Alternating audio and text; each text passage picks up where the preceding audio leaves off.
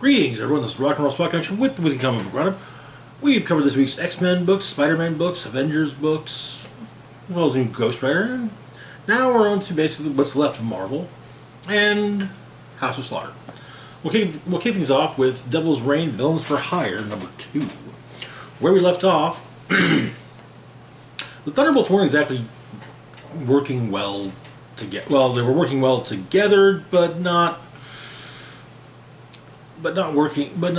playing. I guess better would be playing well together.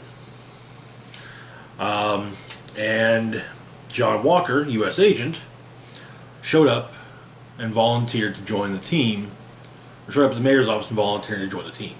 So we pick up exactly where the issue left off, and he, with basically all of the Thunderbolts looking at him, ready to just end him on sight.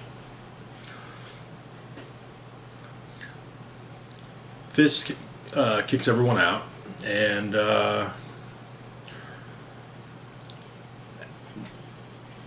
Walker makes his basically says his piece, including that he didn't vote for Fisk. But he says that he's put the Thunderbolts into play, taking a hardline stance against superheroes.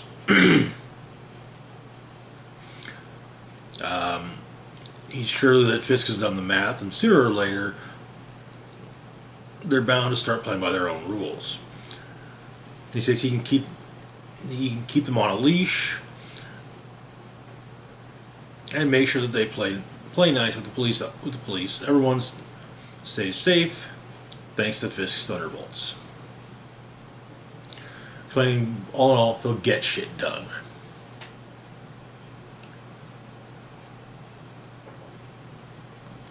Stating he hasn't walked the line, he hasn't crossed the line, he is the line. And Fisk hires him. Later, the Thunderbolts foil a jewelry store robbery, fatally. And Elektra sees a diamond ring in one of the cases and tries to take it. Until Walker tells her to put it back, which leads to a brief scuffle between him, Rhino, Taskmaster, Electro, and Whiplash. Interesting point throughout the issue is that Taskmaster seems to not know who the hell Walker is, when it should be noted that, Taskmaster trained U.S. agent. Agony has a bit of a talk with him, basically, wondering what his deal is. We find out that he's wearing a wire, which got fried by Elektra at a big rally. A woman's moving through the crowd, lightly touching those at the rally, taking control of them. Appears to be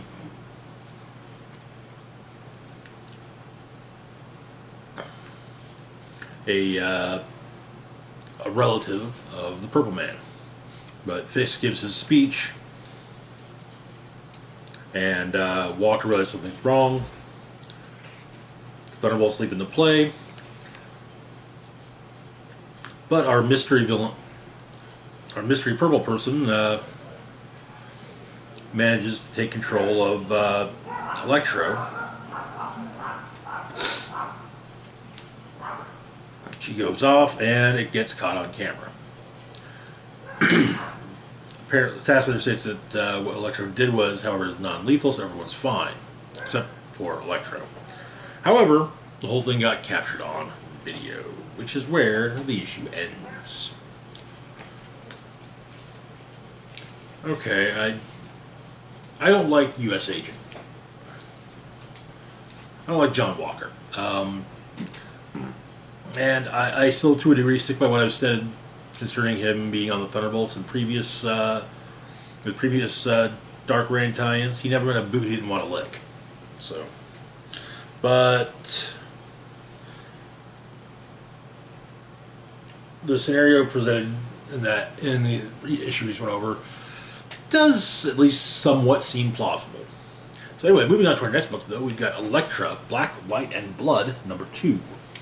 Like other Black, White, and Blood minis, each issue it's an anthology series with 3 to 4 stories per issue. In this one, we've got Cut and Run by Peter David and Greg Land, Verite by Al Ewing and Rod Rice, and Yokai by Greg Smallwood.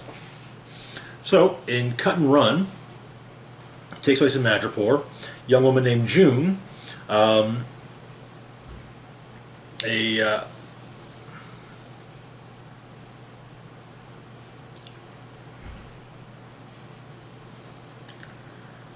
is attacked by her ex. However, as the ex is attacking her, Elektra shows up. We have a flashback. Patch, look, Wolverine, has asked her to look in on June. It's explained that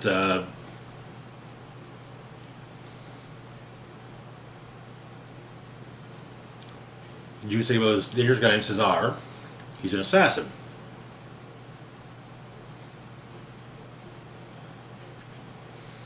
But Logan's not looking into this because, well, Cesar has a truce with Tiger.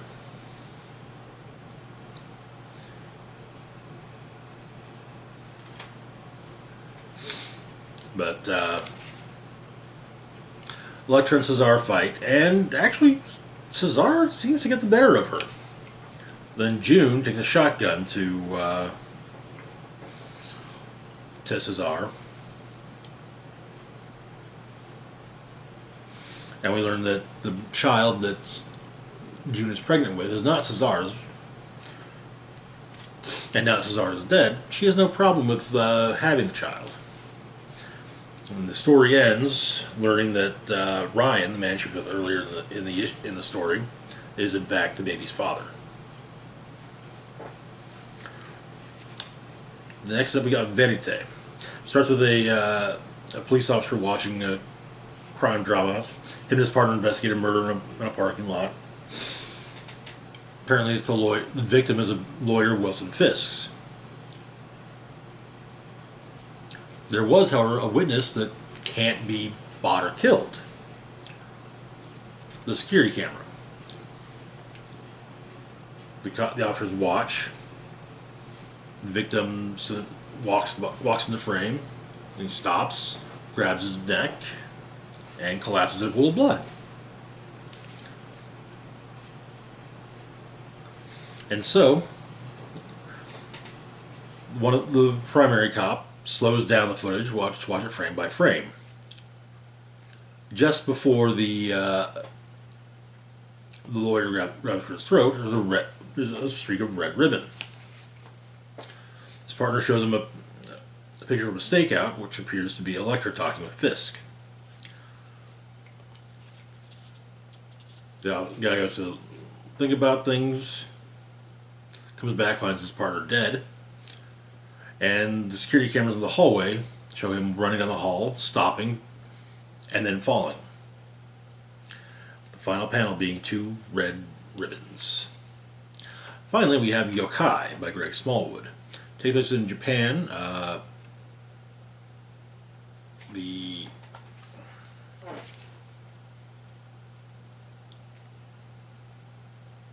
a small village, Elektra arrives, is given a flower by a small girl, but air raid siren goes off. Elektra suits up, goes to investigate. It's the same small girl, dragged away. Elektra follows, where she comes upon a demon, fights and kills the demon, and saves the girl, bringing her home. And that is where the issue ends. That is where the story and the issue ends.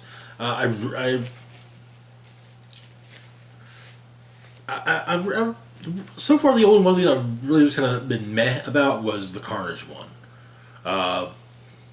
Deadpool, Wolverine, Elektra. Deadpool, Wolverine, Black, White, and Blood minis were great.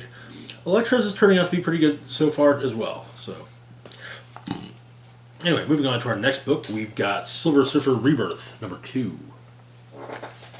Where we left off, something strange occurred, causing the Silver Surfer ran into Gina's Bell, but then an odd anomaly happened, and Gina suddenly became his father Mar-Vell. So that Thanos then summoned Silver Surfer, and in summoning him, killed Mar-Vell. The Surfer, Sidley, is not happy. But Surfer and Thanos fight.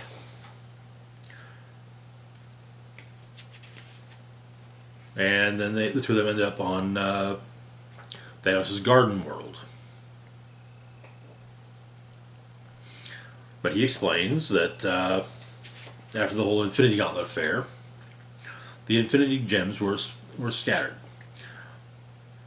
The Soul Gem was taken by Adam Warlock. The others were given to the rest of the members of the Infinity Watch. Power to Drax the Destroyer, Mind to Moondragon, Space to Pip the Troll, and Soul to Gamora. But what of the Reality Gem? Well, that was given to Thanos.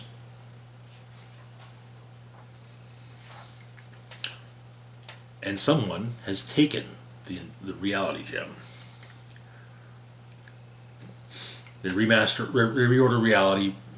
They create realities as they see fit, which lasts for brief moments, which is how Silver Surfer ran into Mar-Vell. So Thanos has asked for Surfer's help in finding the thief of his gem. As they follow the trail, reality is once again reordered, only this time seemingly in a more ordered manner. Thanos ends up on a planet facing on the barrel of a rifle held by Nebula. Silver Surfer ends up once again on the surface of Galactus. And we learned that the Jack of Hearts brought the gem to its new master, whom I'm assuming to be none other than the first Herald of Galactus, Tyrant. And that is where the issue ends. Good. It feels so much like reading a 90s cosmic Marvel book. And I swear, so far, both issues of this series to date, I felt like they should honestly have foil embossed covers. But sadly, no dice.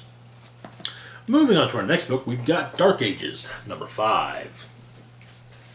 Where we left off, the Ghost Raiders had killed Nick Fury shortly while our heroes were en route to Europe. So we open with the funeral for Fury when Deadpool shows up. Deadpool, after all, is their tour guide. There's their guide through Europe.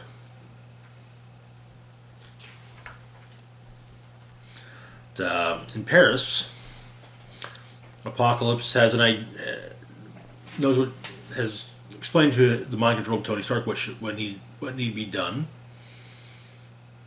and he and his science council, along with Purple Man, go through a portal where they find the slumbering Unmaker. Basically, Apocalypse means to control the Unmaker.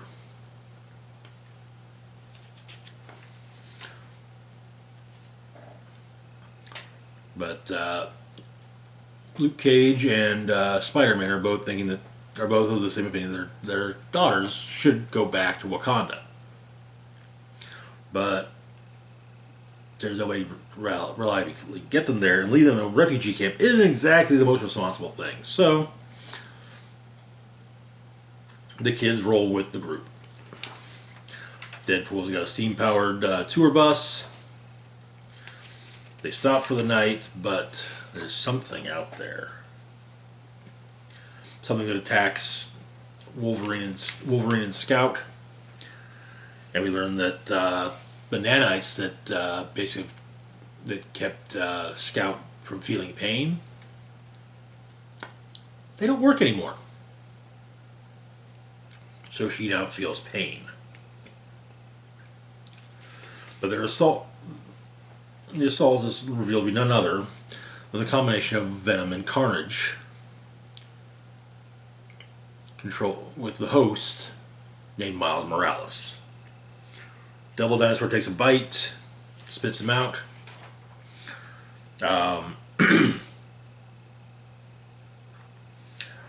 Sue in her makeshift Iron Man armor manages to take down, hits the symbiote with flame, freeing Miles from the two, while Storm finishes the symbiote off with lightning.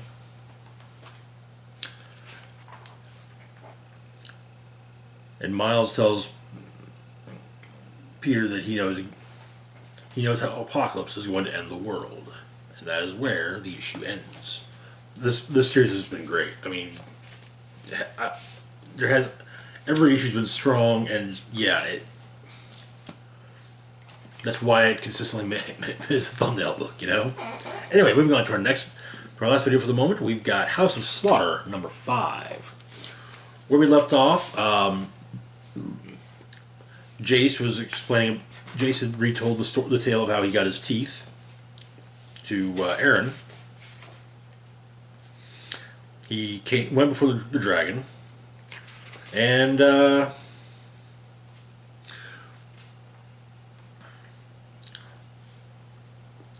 out a totem and released the monster inside. In the book's present, it's explained that what Jace has been doing all the years since he left the Order is taking care of the kids who survived monster attacks, giving them a place to live and to be kids.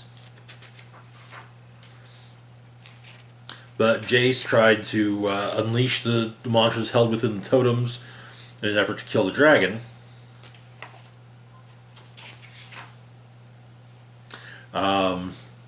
And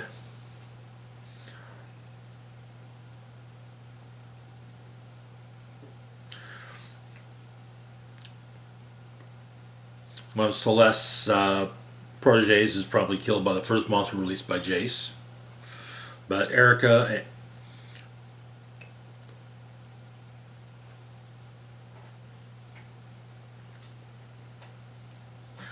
and Jessica managed to stop further deaths from occurring.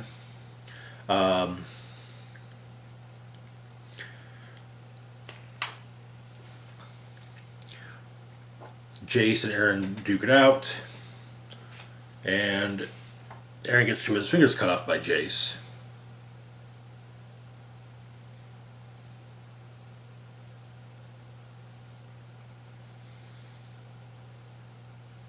And Jace runs.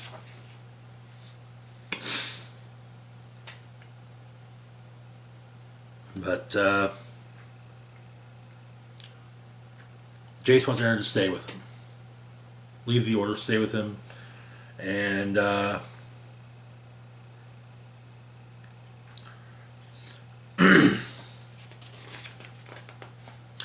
at the Order of St. George, there's a box with Jace's hand,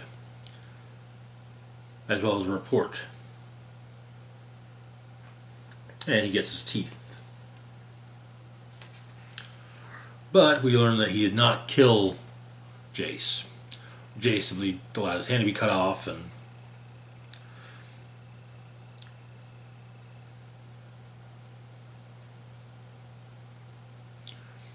he's going to continue to take care of the kids that are the survivors of monster attacks.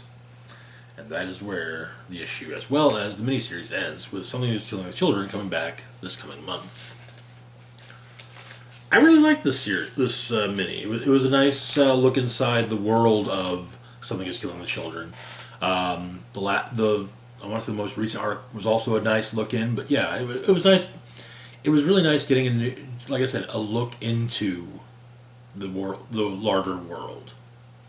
But anyway, that's going to do it for now. As always, feel free to like, share, and subscribe. Links to my Facebook, Twitter, Patreon, and PayPal can be found in the description box down below. This is Rock and Roll Spock signing off saying live long and rock hard.